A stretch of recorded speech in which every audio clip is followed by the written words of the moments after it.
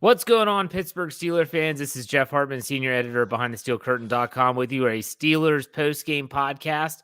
I'm joined by Dave Schofield and Bryan Anthony Davis. And, you know, if it's a Christmas season, the Steelers are in the season of giving, and they give everyone a giant lump of coal or a giant dump in their stocking with an absolutely, I don't know, what adjective would you use to describe this, guys? Dave, we'll throw it to you first. What adjective would you use to describe the Steelers' performance on Sunday in Week 16? I don't know. I'm confused. I thought the Steelers played today. I thought we were coming on just to wrap up the AFC North stuff again. No, I didn't. Oh, they might have been on the field, but I don't know if they ever played. Adjective. Oh, perfect adjective. I'm going. Let's see. How about keep it clean? Uninspiring. Oh, okay. There you go. Bryan Anthony Davis, what adjective are you using? Man, and you want me to keep it clean? Who are you talking to here? Hideous. There's some good ones in the live chat. I bet. I mean, yeah. I used the word that I said the Chiefs dismantled the Steelers, and I was told on Twitter that was too nice. Yeah, you got dismantled. That's too nice. I get it. I was as angry as anyone. I'm going to say this right off the bat. You all know, if you listen to my Let's Ride podcast, listen to the preview, anything that we do, I'm not one that goes after coaches. I'm just not. I coached myself. Anytime that you've coached, you've kind of said, well, the players got to play, and we all agree with that. I'm starting to sour on this coaching staff. We'll put it that way. I'm not saying I'm calling for their heads. I'm not saying they should all be fired, but I am starting to sour on this coaching staff, and that is from the top down, from Mike Tomlin down to Matt Canada to Keith Butler and on and on and on. You all can disagree, but I want to know if you agree. Dave, what do you think? I am definitely souring on the coordinators. I've been trying to give Matt Canada the benefit of the doubt, realizing that, he is trying to make chicken salad out of whatever you call that offensive line. But it's some of it, you just got to look at it and you're like, that's just dumb. I mean, 4th and half a yard where the nose tackle's lined up on one side of the center. The quarterback could literally take the snap and fall beside the center for a first down. And instead they pitch it backwards 5 yards running sideways. Yeah. I'm like, what is that? Who thinks, do they think they'll just get blown up the middle? If you think you're going to get blown up the middle, then don't go for it. But at your point of the game, you had to. I mean, my goodness. I mean, they thought they'd catch him off guard, but I mean, you're trying to run a stretch play. Some of the times, I really try to give them the benefit of the doubt a lot of the times. This time, I couldn't. I mean, my goodness. How in the world on the first drive do you have them in third and 11 or something like that? Yeah, I think so. And you actually just let Tyreek Hill be open. No, he only had 2 catches, and they were both right then on that, in the first quarter. I think, were they both on that drive? I don't even know. But that was a huge moment of the game. I think sometimes they outthink themselves. I mean, they brought in that weird dime package with Ulysses Gilbert. Cam Hayward was the only defensive tackle. This was on the opening drive, and it's just like, all right, I don't know. Sometimes I'm just like, at least you're trying something different. But other times I'm like, really, out of everything different, this is what you come up with. I'm just, yeah. It was just, but the players played so bad, it's really hard to tell if it was really that bad at coaching. So, Well, Bryan, I'll throw it to you. I said my piece. Dave said his. What are your thoughts on the coaching staff right now? I'm despondent. I actually think at this point that I do want to see things change completely. A complete overhaul with coaches, even though, I was talking Tomlin too. Yeah, I am. Let's just say it. Yeah, I am. I mean, I'm a big fan of him, but when this keeps going and going and going, and I'll continue to defend him here and there for some things. But man, nothing's happening. No, it's the slow starts. I mean, on offense, defensively, like Dave said, I mean, you saw it really well tonight. And I know KC is a really good football team. I'm not taking anything away from them. They've won 8 games in a row now. I'm again not taking anything away from the Kansas City Chiefs. But my gosh, you can see it where the Kansas City Chiefs just have players just running wide open. And this is without Travis Kelce. And you look at the Steelers offensively, they look like they are scratching and clawing to gain 2 yards. Now, some of that is, yes, on the players, protecting Ben Roethlisberger, opening holes for Najee Harris, stepping up and stopping the run on defense. But my gosh, sometimes you have to put your players in position to succeed. And like the perfect example is the 4th and 1. Let's run a sweep. Like, how many times have they done that in the last 3 games? It feels like at least 5 or 6 where these sweeps get lost. It's negative yardage every time. Steel Dog 88 gives us $5. He says, honestly, with the offense and defense as a whole, the Steelers' real record should be like the Detroit Lions. There are occasions where I think back to Michael Beck's Live Mike podcast last week where his title was, how in the heck did the Steelers win 7 games? Yeah. That is the way you feel. The how in the heck they win 7 games. But I'll tell you this. Captain Underpants, who is always in our live chat, he's a follower on Twitter. He said, I'm going to be at the game next Monday night. Good thing, bad thing. I was like, I guarantee you they play well. Because that's what the Steelers do. That's what they do. They'll come back. They'll be at home. They'll play well. They'll probably win the game. And then everyone will be feeling great. And then they'll probably crap the bed on in week 18. Muhammad Ali so gives us $1.99. He says, remember when we were supposed to raise hell? Unleash hell is the exact verbiage that was used. But still, we get your point. Faceless Man gives us $5. This loss is on Canada, the line, and the lack of offense. But sheesh, what is a hold in the NFL? Can someone tell me, please? Can I say something about that? Sure. The hold. All right, because I put this out on Twitter. Which hold? No. I'm talking about the hold they called on Kendrick Green. Okay. The only reason they called that a hold is because the defender flailed around and sold it. Maybe that's the Steelers' problems. They called that on Kendrick Green. They called that hold.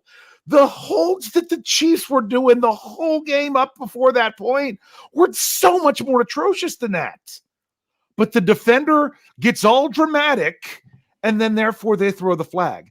I was going to say on this show before that happened that what's wrong with the Steelers because if the refs aren't going to call holds, then just freaking hold them. Yeah. If you're going to get held like crazy, then hold them. Because they're not calling anything. They're getting the advantage. You might as well not give it. But then the one time the defender starts flailing his arms around on something that wasn't really a hold and definitely wasn't a hold with the standard of what Kansas City was doing, and they throw the flag. That's junior league officiating. Sorry, I'm done. No. It's. I think it was what was it? The Hardman touchdown where he was right along the sideline, and you see Tyreek Hill. What does he do? He even knows that he did it. He admitted he did it by his actions. Oh my goodness! You can talk about a little flag football game of 5 and 6 year olds, and once a kid does this, I didn't do it. They did it. Yeah. Yeah. I don't want to get into officiating. There's so much to unwrap here that's based on the officiating didn't matter. It didn't matter. No, it didn't. It didn't. Well, let's do knee-jerk reaction then. We talked about the coaching staff, and I'm sure we're going to dive back into that here. But knee-jerk reaction, Bryan, go ahead. When I don't know. I felt like this game was over once the Steelers punted on the first drive. But knee-jerk reaction to this game. Go ahead. It was a nice punt. It was a good one. It seemed over to me right away as soon as they stepped onto the football field. I missed the first couple of plays of the game, and I had to switch it on over to the television on my phone because you could not hear Bill and Wolf. That's how loud that stadium was. And it just seemed with the momentum, the Chiefs come in all fired up, and the Steelers came out ho-hum like they always do on the road.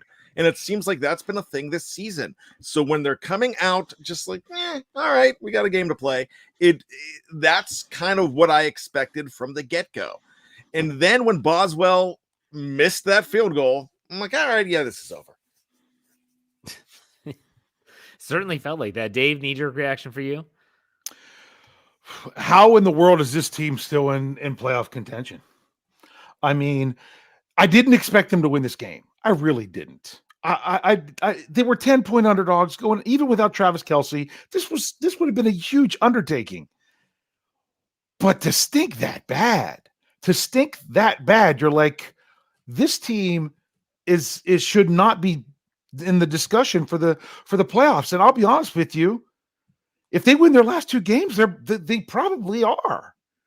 I mean, we might outline that a little bit later if we get into it, or I don't know if we'll have time.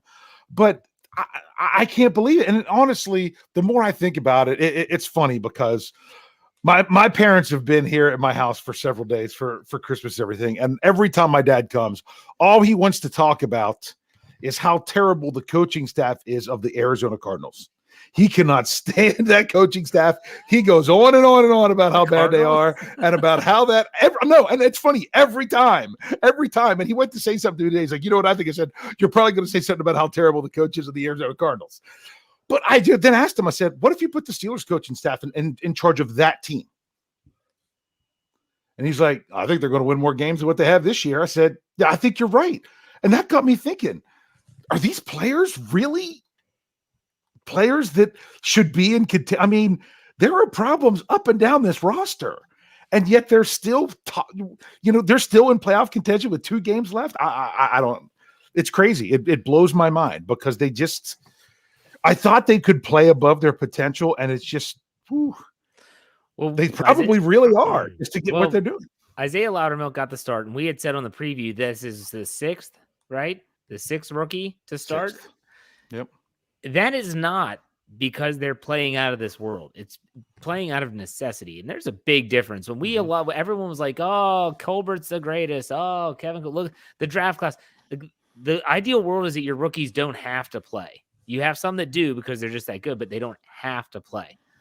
Let's get this live super chat up here. Tom Muir gives us $2. Says, well, Jeff, we got your flea flicker. Now, he's probably referring to my Let's Ride podcast, which if you're listening, Tom, thank you for listening. I appreciate it. I wanted creativity. Now, let me say this. I did not mind the flea flicker call. The execution was god awful. I mean, Ray McLeod wasn't even at, the point where he could really turn around and expect the football because there was someone barreling down the middle of the interior of the offensive line. I didn't mind that call. It was kind of how it happened. I don't know. This game was I literally watched it just thinking like it was done in the first quarter. Anyone else think that they were going to come back from a 14-0 deficit against the Chiefs? I didn't. Not likely. I mean, they'd have to get a bunch of takeaways. You want to talk about unicorn or horseshoes up their tuchus, as we always said about the Ravens. The Steelers have had that in the second half with all these comebacks, and it didn't plan out. So, all right. Now, I said this on Twitter. I want to get Charles' take. I don't expect major change on the Steelers coaching staff after the season, whenever that is. People want Tomlin fired. I don't think he's getting fired. Canada, maybe. Butler, maybe they don't renew his contract. There's always a sacrificial lamb. Those that follow the Steelers know this. There's always a sacrificial lamb. So I asked this on Twitter, who's it going to be? And a lot of people said, well, it's already Adrian Clem. He probably got wind of it early, and he's already setting plans and going to Oregon. Bryan, who do you think is the Steelers sacrificial lamb this offseason? Man, I think it's hard to say Clem. That's I would have to say it's got to be a coordinator. And I would probably say that it's going to be Butler first before it's Canada. I think they give Canada an extra shot. But the funny thing about Canada, and we were talking about this a little bit earlier, does that offense do anything amazing when Mason Rudolph's in the game either? I mean, we saw what happened against the Detroit Lions.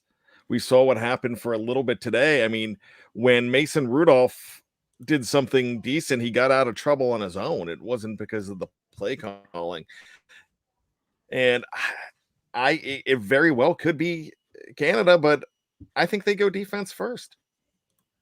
What about you, Dave? What do you think? Sacrificial lamb? I think, isn't Keith Butler, is his contract up at the end of the year? Yes. Yeah, that's why it's going to be him. And then they'll want to not replace both coordinators at the same time, if you know what I mean. And that'll be a reason. And then that'll give Canada another year. And my problem, it's just so hard to assess Matt Canada. It really is, from us on the outside, just because of, I'm sorry. When Ben Roethlisberger tries to run a fake and then another fake and can't even turn around because the center got beat so bad on the play to where I assume it was the center. He came between the center and guard. It could have been the guard. I shouldn't presume that. But he beat the offensive line so bad on the play that Ben couldn't even turn around to try to make the play. What are you supposed to do? So I'm not saying he's great. I'm not saying he's adequate. I'm just saying there are so many variables with him. So that's why I think just with Butler, they'll just make a change there, and then they'll use that as an excuse. Yeah, probably. You're probably right. And I think that, I always do the winners and losers column, and I do that a podcast on my Let's Ride podcast. I'm going to ask you all right now. Is there anyone that you would consider a winner? Dave, go ahead. You have your hand raised. Corliss Waitman. On a winner's list for what? Showing up and 2 punts. I'm not putting a punter on the winners list. But I mean, 2 punts. he's never played in a real NFL game before. Never even was a practice this year with the Steelers. Stepped in, did what I think they have to keep him for 3 weeks because they signed him up another team's practice squad. So I don't think they can cut it. Well, if they do, they still have to pay him, So he's going to be taking up a roster spot for the next couple of weeks anyway. So that's going to be interesting to see what they do there. But that's the only one I can remotely think of. Bryan, what about you? Wow. Cam Hayward had a couple nice plays on defense, and he's the only one that I could really think of, but there's no one to put on. I mean, I see what Dave's saying about Waitman, but I want to tread very lightly on the Waitman thing because you can't Wally Pip a guy when his father passes away. I'm not Wally Pippin him either. I know you're not. Yeah. I'm just saying that. I mean, I've read a lot of stuff on Twitter. People are ready to cut big press because he's out, and that's Wally Pippin a guy, especially under the circumstances. Man, wow. The only winners are the ones that turn the game off early. I was going to say, no, I actually had it because I have this written. I have the winners part written already for the article, and the winners are no one. And I said I was going to put CBS on there because they went away from the game, but then they came back, and so then they got taken off the winners list. If they would have stayed away and just let me hear Coach Carr talk, then it would have been okay. But they didn't. They went back to the game, and I had to watch the end. So then CBS is no longer a winner. But maybe Chase Claypool, he had a couple nice catches. I don't know. Deontay Johnson holding the football like a loaf of bread, like my middle school coach used to say. He used to yell at us all the time if we were holding the ball like that. I don't even know where to start. We will. Steel Dog 88 gives us $5. His Canada needs to learn it's not college football, especially with that disaster of a toss play to Najee. Everybody's faster in the pros. You don't have to just be faster than certain players in the defense. They're all faster. They're all stronger. They're all better. Yeah. This is true.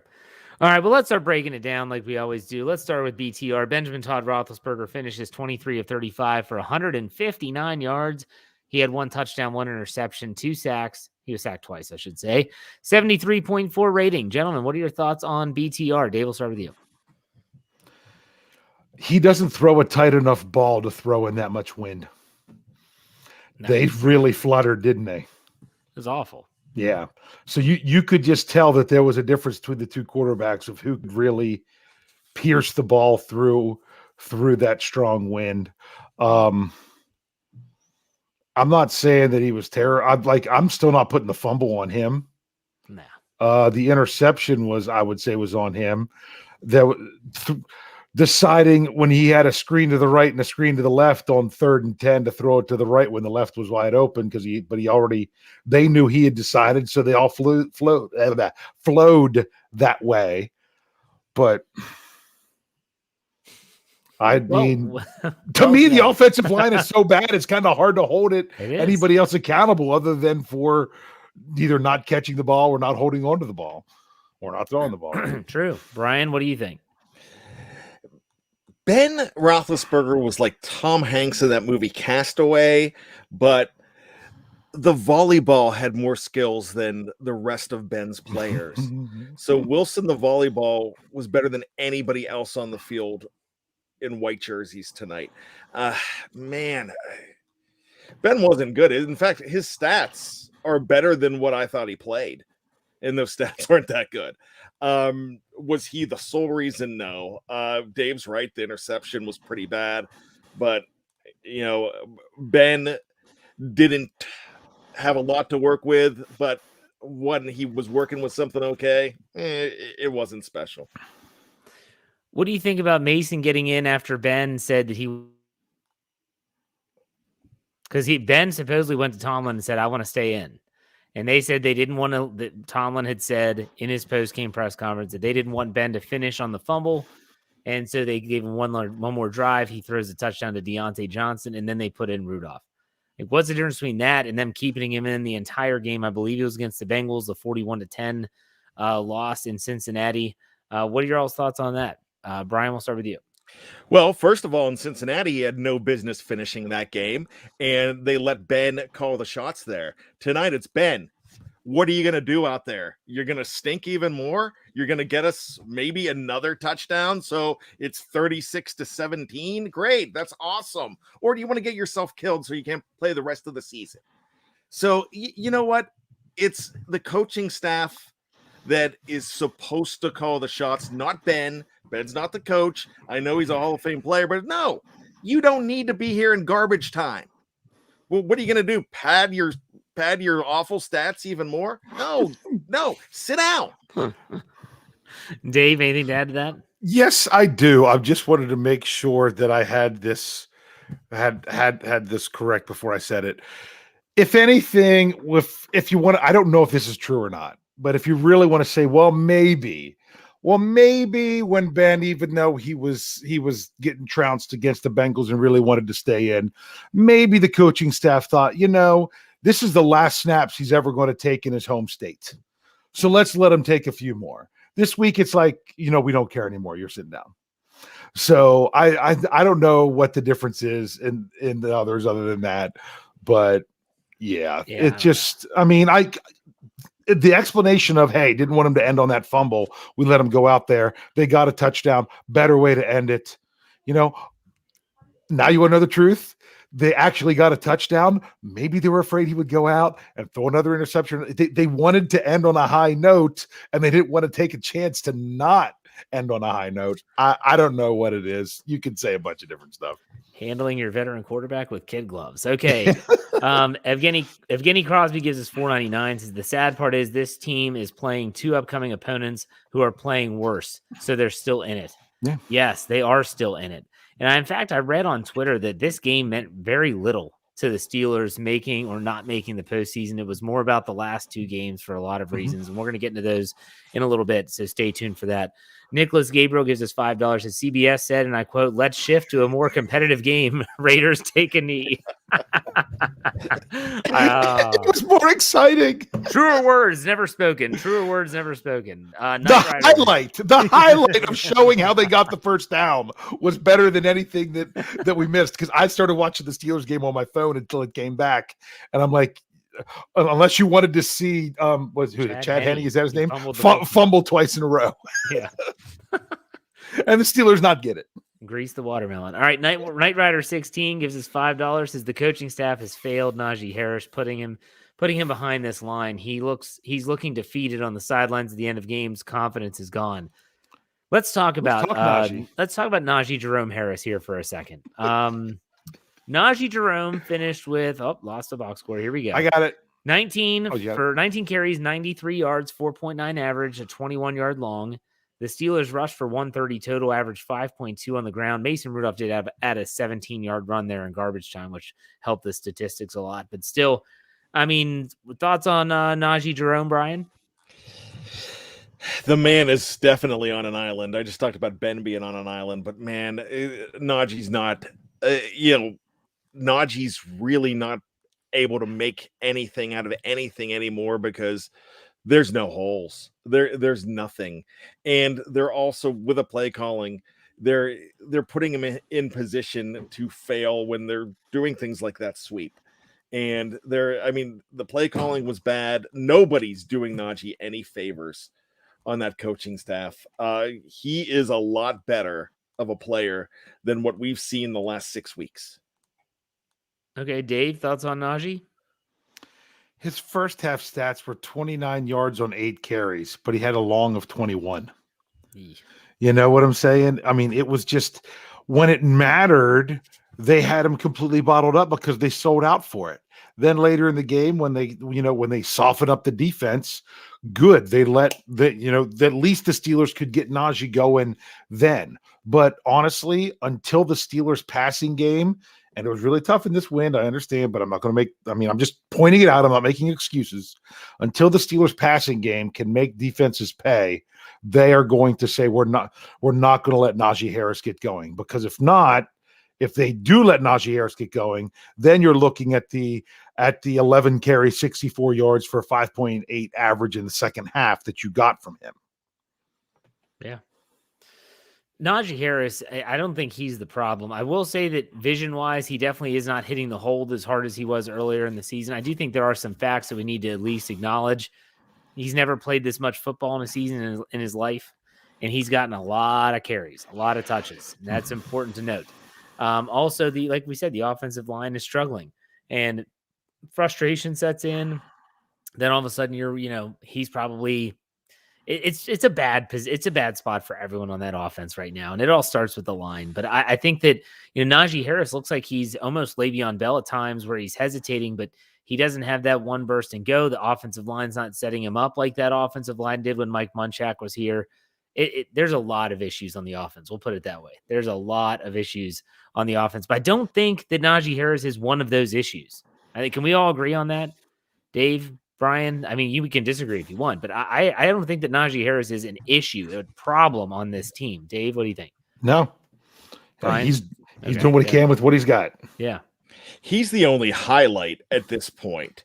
If he's not drafted first overall and you go ahead and take an offensive lineman, say Darisaw falls to them and the Vikings don't take him a pick ahead of him, then this team we're really excited about this team picking in the top 3 next year, because without Najee Harris, they're not in a position to win any of these games.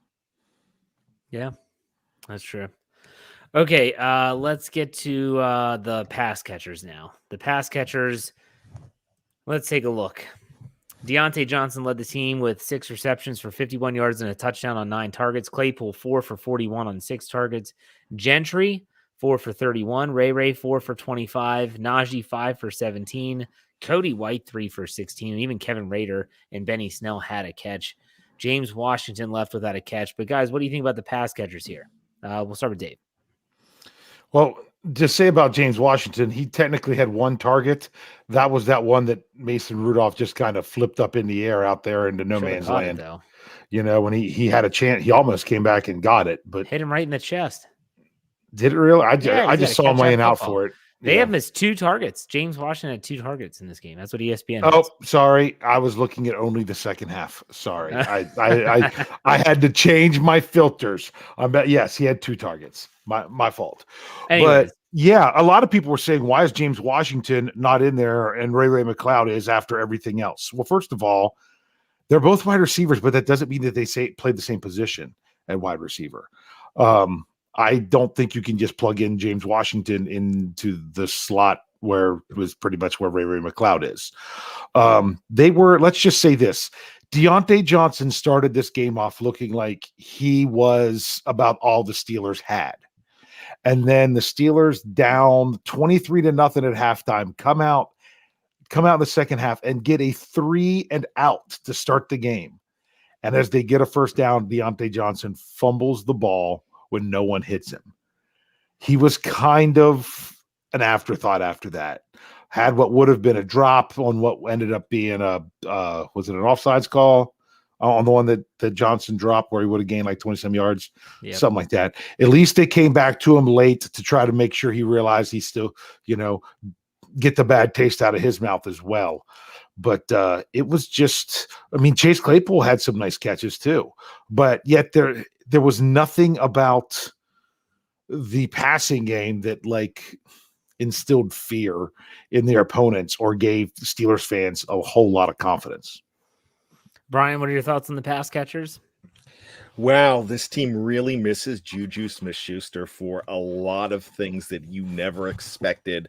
There's some leadership, and a lot of people think of Juju as immature, but really he is a lot of glue for those receivers. I thought Deontay Johnson was having a Pro Bowl season, and I have realized that Deontay Johnson is very fragile. And when I say fragile, after he fumbled that ball, he had the drop that Dave talked about. And it almost seems like you're almost expecting him to go into a downward spiral now because of one big letdown. And that was now, were they going to come back and win this game? I don't know, but we've seen them come back in a few games and a possibility, and that was one of the biggest gaffes of the year. And it was a shame that it happened because Deontay was having a Steeler MVP type season on offense. And I'm just thinking that, man, I hope he can recover from this. And last year, you saw what happened last year, and you're almost thinking, man, it might take him a while to recover. But, he's a young player. He has all kinds of talent. Well, Tony Romo loves him. And, so he's got to be good. But with that being said, Deontay, he kind of set the tone when he dropped that ball and everything seemed wrong. Now, for the rest of the receivers, the fact that Ray McCloud is getting so many targets is kind of dispiriting as well. And when Mike Tomlin was asked about it in the press conference, he said, well, it's because of 11 and 18 being covered. But it's okay to cover them when your next option is number 14, Ray McCloud. So that's almost broken. Man, you would love to see a guy like Juju in there that could probably help solidify that lineup again, and you might never see that again. Yeah, I don't think Juju's coming back. We have some super chats to get to. Muhammad Ali gives us $1.99. Says they play Najee like he's Dree Archer. Gosh, that's a name I haven't heard in a long time. Let's get to Hold on. You had another one. You missed one before that. There was no comment from Jake and Shalamo 199. At least want to bring it up. Jacob Shalmo. He also gave. Oh, he did do it. Okay, yes. Thank you. Sorry. So he said, "Is Canada gone at the end? 5 games in a row without a touchdown in the first half. Do you honestly see this team winning out? Chubb might have 200 yards. I can see them winning their last 2 games. I really do. Playing at home on a Monday Night Football, and the Ravens, they're just decimated with injury. It's a possibility, but it's not a given. But who knows anything with this team anymore? Yeah. Literally, it's like a shot in the dark every single week. Gregory Saunders gives us $4.99. Says Arthur Moats and his sidekick on his podcast swear Big Ben is a top 5 quarterback in the NFL. Am I missing something? Top 5?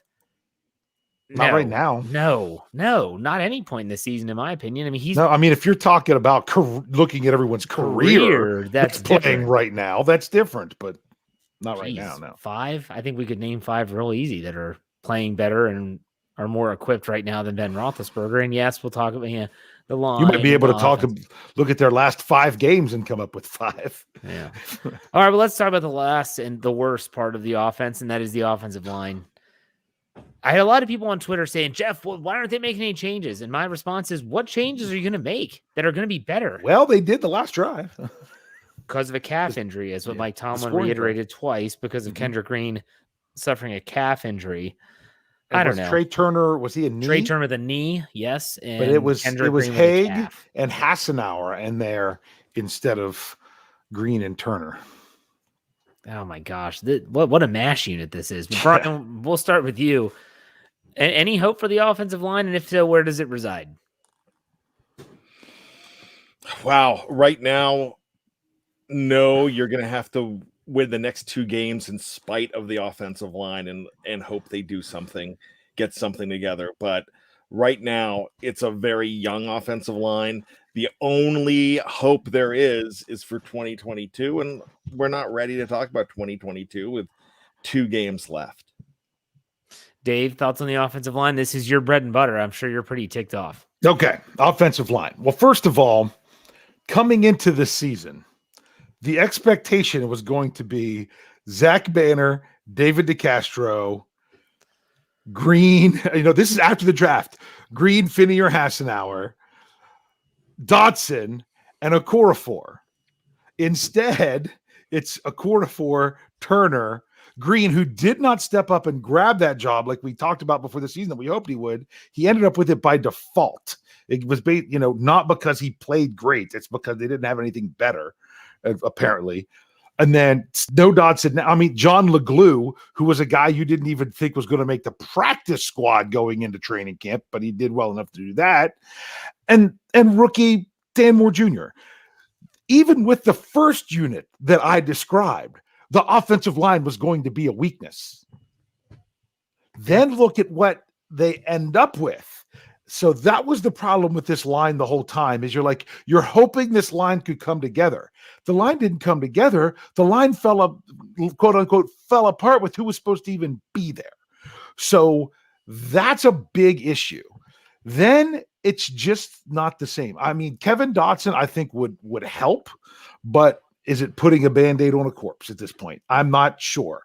I think he makes the guys around him better if he's actually back to being healthy. So I'm glad if he wasn't healthy enough to play that they didn't rush him back just because that an 80% Kevin Dotson was better than what they were going to have out there. And nothing, I mean, LeGlue's fighting. He is. He's at least he seems to be giving good effort, which is one thing I will commend him on. Just because he might, I mean, I don't even know that he's really has the build and everything to be a guard, and he's out there trying, he's playing hard. He's just not that caliber of a player.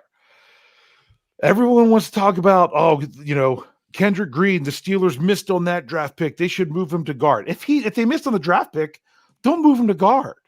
Move him to the backup. Who's to say he's going to be any better at guard? If he's not good enough to play center, we played guard in college. Well, the Steelers brought him in with the attributes that he had to play center. If he's not going to be able to play center, I don't know that he's going to be better at guard than any of your other options. So it's kind of a mess. It's kind of a wreck. It looked like they were getting better at one point in the season, but I feel like it's completely fallen apart since Kevin Dotson's been out. There might have been a game or two in there that it wasn't as bad, but it's just, I mean, you say, well, the Steelers have problems on the road. It could just be the offensive line and the communication and everything. When they're in a road environment, they just can't do it. That might be what it all starts with, is that they're so young and so inexperienced and struggling so much that is drawing that out more than anything. But if that's what it is, then you're just in trouble. It's just nowhere close to good enough. But I know I've gone on for a long time. How bad was the Cincinnati Bengals offensive line last year?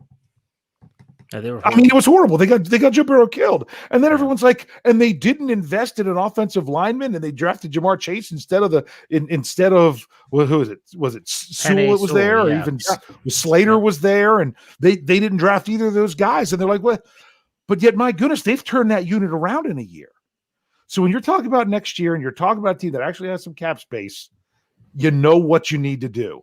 Go fix it. And Jacob Shalmo, I hope I said that correctly, uses $2. His $50 million in cap space. They'll buy a tackle and defensive tackle. They need to. They need to hit that one out of the ballpark is what they need to do. Tyler W., that's Dave's buddy, gives us $2. Is also O-line had no depth because years of draft neglect. Y'all think that's true? Neglecting the offensive line for so long? They found really good undrafted free agents as backups for a long time. I mean, look at those guys that we're getting that we were happy with. We're upset that they were going to other teams, like Fred Johnson, who, hasn't done anything since, or people like that like, oh man, the Steelers lost him. They found some gems there. They just kind of ran out of everything sooner than. I still think the DeCastro thing screwed everything up. I'm sorry. Go ahead, Brian. Yeah, Brian. You're absolutely right about the DeCastro thing. That really changed the course of this whole season early, but as we can see that he's not even playing, so it's not like they made the right move there, but it was just the circumstance that's killing them there. I'm not really going to point the finger at draft neglect here, because there were guys like Gerald Hawkins that they looked at in the 4th round, and Chukwuekorfor in with the second pick in the 3rd round. And even though he was a complete total bust, they went 1 and 2. And in 2012, DeCastro was number 1, and the total bust was Mike Adams. But there really wasn't draft neglect. There were a lot of guys that they needed to look at earlier. And I knew people were going to start bringing up Creed Humphrey in the live chat. I mean, that's a move they could have made, but they went with Pat Freiermuth instead. And nobody's trading Pat Freiermuth at this point either. So they made what they thought was a really good game plan in the draft in 2021, and the jury's still out on Kenny, as Mike Tomlin called him today, Kenny Green. The jury's still out on that guy. You know, I see what Dave's saying, but there's not many centers, and Dave said this just a few weeks ago. How many can you say that came in right away and had a lot of success on the NFL level?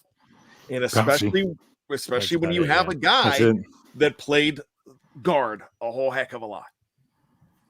No, you're right. Jacob gives us another $5. Hey, if someone's looking for a ticket on Monday Night Football, he says he's got an extra one, UPMC Club. He said, my dad can't go late night.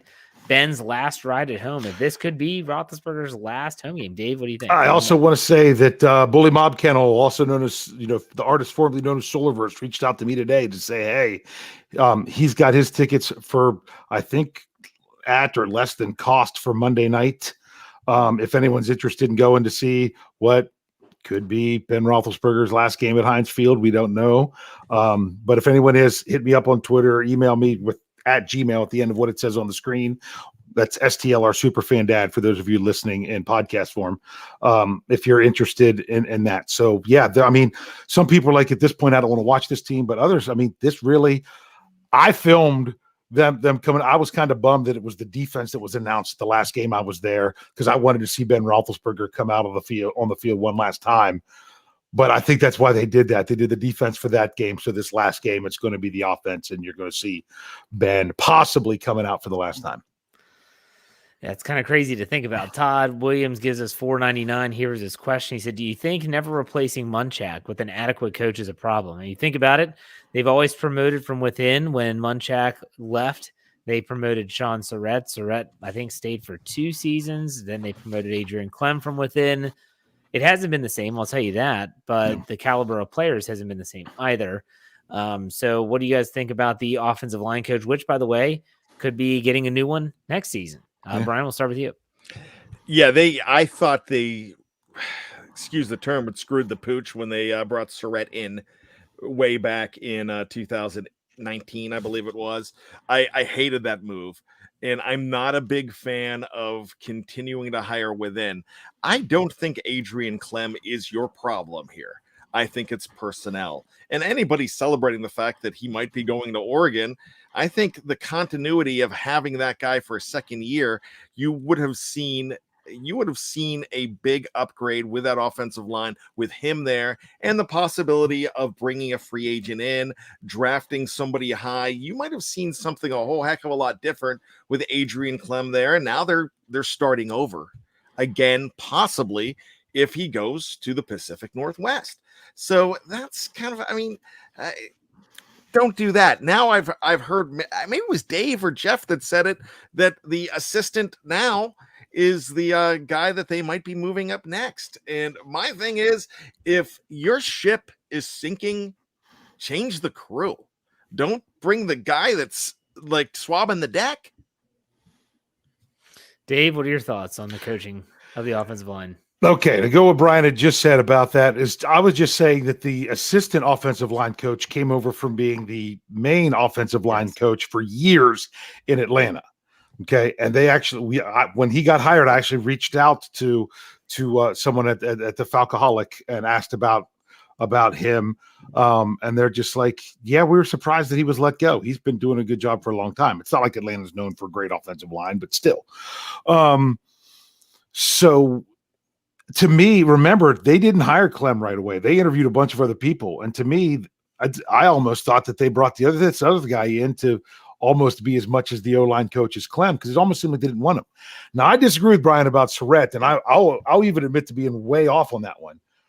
When Munchak was possibly leaving to be the head coach in Denver, I was like, just don't lose Munchak and Surratt, because everyone was talking about how he was the guy, and other teams were looking at him to be the offensive line coach in their teams, as he worked under Munchak and was even here before Munchak, and he was the hot young guy that was an offensive line coach. And it wasn't even 2 hours after Munchak left that they hired him. I thought that was smart at the time. Don't let this guy get away.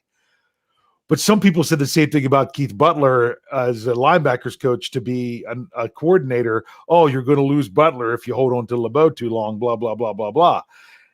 And both of those instances, I'm not saying, I don't want to say it was a terrible choice, but I'm just saying it might not have worked out the best way possible, if you know what I mean.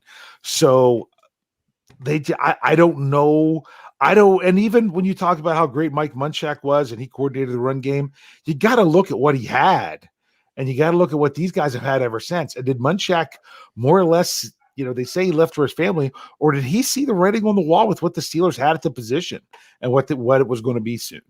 You never really know unless he's going to come out and say it, which he doesn't seem to be that type of guy to do that. But there's a lot of stuff that needs to be fixed there. So I didn't see this, but people in the live chat are saying that Roethlisberger's family went to this game. Yeah, they were. They showed him on TV. Talked about him being there. Yeah, I feel like that's pretty rare. I think I had Nerf bullets flying all around my head from the Christmas presents that were given. Think about it. If the Steelers would have won this game, it would have been like another big signature win, if you know what I'm saying. So maybe it was one of those, or maybe he didn't want to be away from his family on Christmas, so he brought him with him and things. I don't know. Yeah, well, why not? I mean, you're traveling on the 25th. Yeah, I mean, have your peeps there with you. You all think he's done, Bryan? No. I know you said you think he's gonna want to come back, but that doesn't mean they want him back. Do you think he's gonna be back in next year? Yep. Wow, Dave. I think Art's gonna cave. Nope. I think he knows it now. Yeah. And why in the world would anyone want to come back with this offensive line? Why would any other free agent quarterback want to come in and play behind this offensive line? It's not appealing. The only thing the Steelers really have going for them to bring in free agents is the likability of Mike Tomlin. And I know people want to complain and everything about the coaching's terrible. Tomlin's got to go, blah, blah, blah, blah, blah. Hashtag fire Tomlin. You know what? The rest of the NFL laughs at you. Because the rest of the NFL says this Steelers roster is terrible, and the only reason they're winning games is because of their coaching.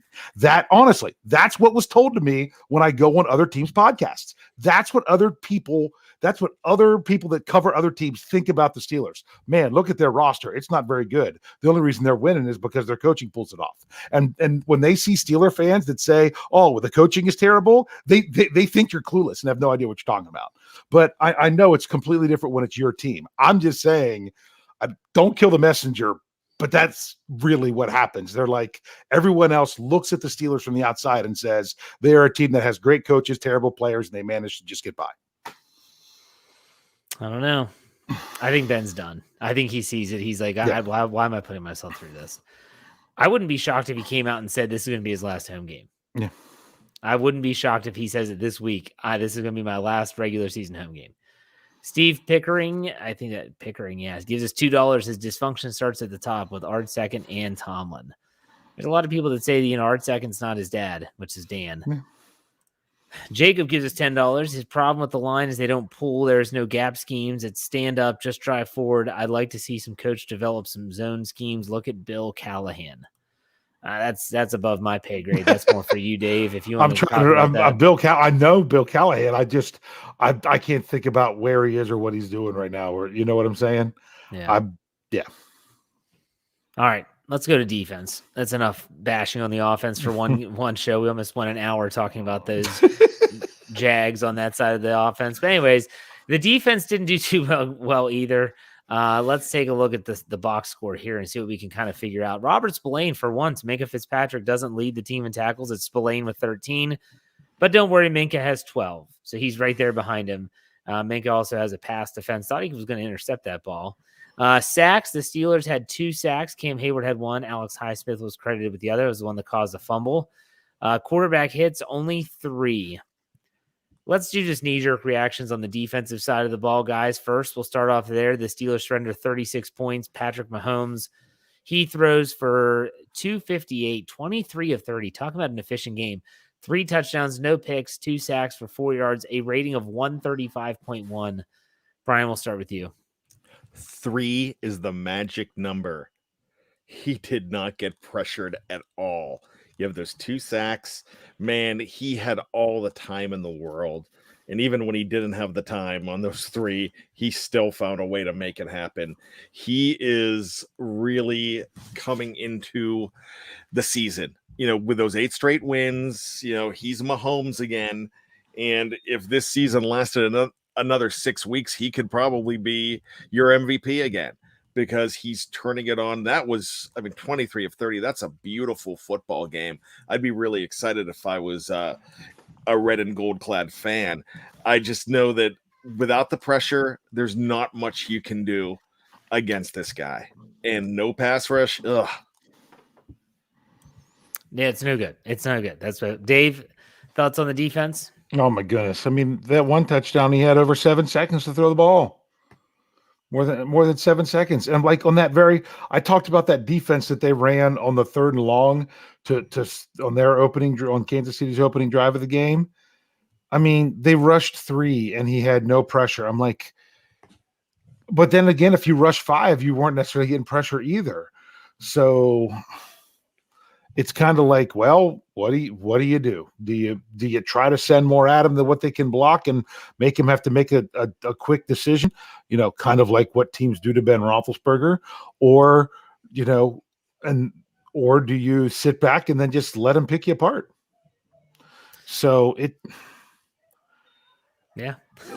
I'll be 36 points is not good, but even it's not like they were going to be anywhere close to this game when the offense only comes through with 10 and one of the garbage time touchdown.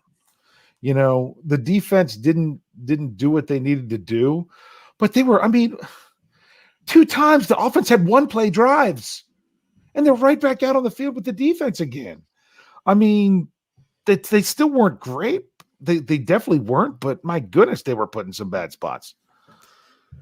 That's an understatement. Let's get to a super chat here. $4.99. Jorge gives us $4.99. He says, first time in the live chat. Is there a culture problem with the team? Down 23-0. Witherspoon is celebrating a pass defense. It's a bad look. I could compare it to Cam Hayward's sack of Patrick Mahomes. What does he do? Runs off the field. There's no fist pumping. There's no high fiving. There's no helmet smacking. He just literally goes off the field. I understand the both sides of the coin. Is there a culture problem, Bryan? What do you think? There was a culture problem, uncovered earlier in the year. There was one uncovered in the Minnesota game with the celebrations, especially the one that we've talked about ad nauseum, the Chase Claypool one. There's a culture problem when you're not helping your veteran quarterback up after a late cheap hit like last week. There is a culture problem on that team. I almost feel like there's a divide between veterans and younger guys, and I just don't know how it changes. Now, not all the young guys are the ones doing it, because you see a young guy score a touchdown in that Minnesota game. I'm talking about Freiermuth. I'm talking about Najee Harris, and, just flip the ball up. There's some that know the time and the place, but I think there's a chasm in that locker room. The culture is very 2021. And sometimes it needs to be 1981.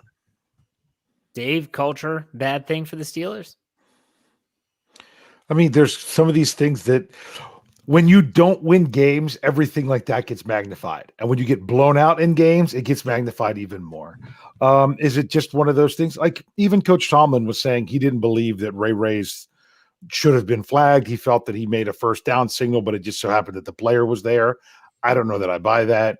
But still, it's just when you have to keep answering these questions week in and week out, there's got to be something. You would think. Yeah, you would think. Yeah. Tyler W gives us $5. Says, on the upside, good to see where you stand against the true standard in the AFC. Some of the Steelers and the Chiefs. It makes the situation clear. Yeah, the Steelers aren't even close. That's what I saw. They're not even close to that. I guess, if you want to look at the bright side as well, Jacob gives us $2. Is Hill 2 receptions, 19 yards. Kelsey didn't play. Is that, I guess that's fine. Mm-hmm. There's really so much to hash out after this game. I want to emphasize to everyone. No, he said, meaning Patrick Oh. Mahomes is that good. That's what he was trying to say. Yeah. Yeah. Patrick Mahomes is that good. Yeah. And that's what a good quarterback can do for you. I do want to reemphasize that there is so much to unpack from this game. To make sure you're staying tuned to BehindTheSteelCurtain.com for not just the latest breaking news, but for commentary, film room breakdowns of what's going on, as well as our podcast platform. So you can check out everything in terms of every single show we offer provides something different. So make sure wherever you get your podcasts or Steelers or Behind the Steel Curtain, subscribe, follow, whatever you have to do so that you don't miss a thing. All right, Dave, Bryan, I'm going to throw it to you all and let you talk about whatever you feel like you want to here in the waning minutes of the show. Bryan, we'll start with you. What do you want to get off your chest? Anything? Well, you know what? I was thinking for my final thoughts, a few things. Number one, today's Boxing Day. The Steelers just got knocked out cold in this game, and they are laying on the canvas. But Took it on the chin. oh yeah, and it wasn't a sucker punch. I mean, they came right at them. But here's the thing: these two games are winnable. So you, as a fan, you get to choose your own adventure.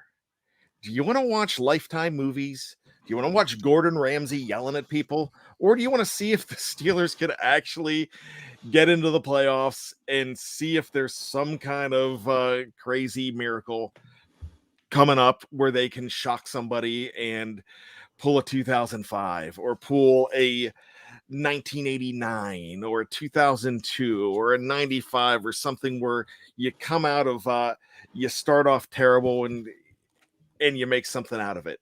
You want to see, can Ben Roethlisberger at what could be the very end of his career, and a lot of people are talking about that, can you say that that he can make it a Cinderella story in his last go around? Yeah, that's possible too. Look at the Cleveland Browns. They're a little broken right now. There's a lot of stuff going on in that locker room. There's a lot of Baker Mayfield hate right now. There's even his coach. We don't even know how much they believe in him right there. That's going to be a very interesting game. I know we don't believe in Baker Mayfield, but we don't have to. But that's what's going to make that primetime game next Monday night very interesting to see. And Baltimore is very broken right now. And that's going to make that interesting as well. So choose your own adventure. Choose your own fandom. You want to stick around to see how this story ends and maybe get some pleasure out of it? Because right now, your draft pick it could be 14 and it could be 19. That doesn't mean anything. Just let's strap on, be a Steeler fan, and believe. There you go. Alan Goddard gives us $4.99. He's really hoping Kevin Colbert leaves with Ben. If Ben retires, the roster gets worse every year, and there's never a contingency plan. There's a lot of people that think that way, Alan. We'll put it that way. But Dave, I want to throw it over to you for your final thoughts. Go ahead. Final thoughts. We're going to go with two different things. One, once again, we saw TJ Watt not himself. I mean, they don't want to talk about it because they didn't put him on the injured report all week. But you know what? It's because they should have put him on the injured report all week, and they didn't. They could get in trouble again. TJ Watt was not himself, and I even said at the end, don't put him back out there. Don't jeopardize the last two games. He was not, you could see and run plays away from him. He was just making sure that he didn't break it and come back, but he wasn't flying to the football to jump on the pile, and because he was hurting. Got to get him straightened out. Now, let's look at what's really left. And so people have brought this up, and this is what's crazy. I mean, in the great words of Jim Mora, playoffs. They're talking about playoffs, but you know what? We seriously have to, because this AFC North race is not done. Here's what's crazy. The Cincinnati Bengals, all they have to do is win one more game, and they're the AFC North champs. All they have to do is win one more game. But who do they play? They host the Kansas City Chiefs, and they have to go to Cleveland, who already beat them in Cincinnati this year. So what really it comes down to is, if the Ravens lose one of their last two games, they can't win the North because Cincinnati's got the tiebreaker over them, and they're up a game on them. So the Ravens, their games they're both at home, and they play the LA Rams and the Steelers. If the Ravens lose next week, they can't win the North. All right. If the Bengals win next week, they win the North, regardless of everything else that goes on. But if the Bengals don't win, it comes down to going into the final week being between the Bengals and the winner of the Steelers-Browns game. That's what it would come down to. That those two teams would be left if the Ravens lose. If the Ravens win, it's going to be 3 teams left in contention.